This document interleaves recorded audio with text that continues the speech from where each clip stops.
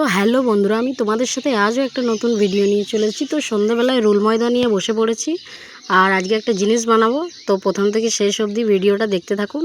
আর নামটা আমি ঠিক জানি না, তো মা জানে এই নামটা, তো মাকে জিজ্ঞেস করে আমাদেরকে নামটা বলছি পরে।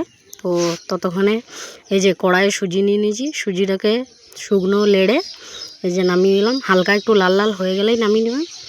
আর আমি রোল ময়দা মেখে নিয়েছিলাম আর সেটার সাথে চিনি মিক্স করলাম। আর এখানে কাজু বাদাম কিশমিশ মিক্স করেছি, এই সুজি চিনি আর কাজু বাদাম কিশমিশ মিক্স করেছি কিন্তু। আর এটাকে ভালো করে মিক্স করে নিতে হবে। তো আমার মা অনেক রকম রান্না জানে, তো মায়ের কাছ থেকেই শেখা। আর আমি মা দুজন মিলেই করছি। তারপরে এই যে ছোট ছোট লই করে একটুকুন বেলে, তো সেটার সাথে এই যে এই প্লাস্টিকের যে ইয়েটা থাকে, তো মেলাতে কিনেছে, এটা দিয়েও বানানো যায় আর হাতেও বানানো যায়। তো মা ফার্স্টে এটা দিয়েই বানিয়ে দেখছে, তো আমি টিপে দেখলাম, তো ঠিক এরকম হচ্ছে, ভালো হয়নি। তো বাকিগুলো আমি হাতেই বানিয়েছিলাম, এটাতে একটা বানিয়ে দেখলাম যে কীরকম হচ্ছে।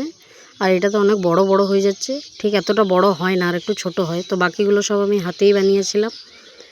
এই সুজিটা ভিতরে পুরে দিয়ে তারপরে এখানে তেলে ছেঁকেছিলাম, কড়াইয়ে সাদা তেল দিয়ে ভালো করে ছেঁকেছিলাম। তো খেতে তো অসাধারণ হয়েছিল।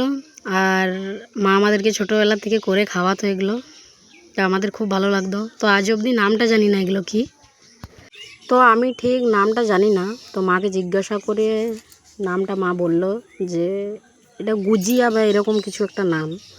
তো এটা বিহারের খুব একটা ভালো খাবার, খুব সুন্দর একটা ফেমাস খাবার বিহারের। তো সেখান থেকেই মা শিখেছে। আর এগুলোকে লাল লাল করে ভাজতে হবে। তো আমি দেখুন লাল লাল করে ভেজে নিয়েছি। আর এগুলো যত গরম থাকবে না তত চিমড় টাইপের লাগবে, আর যত ঠান্ডা হবে তত মচমচে হবে। তো আমি একটা খেয়ে টেস্ট করে দেখলাম, এই যে ভাঙছি, এখন গরম আছে বলে চিমড়ের মতন লাগছে, কিন্তু তারপরে মানে টানা যাচ্ছিল না, যত গরম ছিল। তারপরে ঠান্ডা হওয়ার পরে মুচমুচে হয়েছিল। তো আপনাদের ভিডিও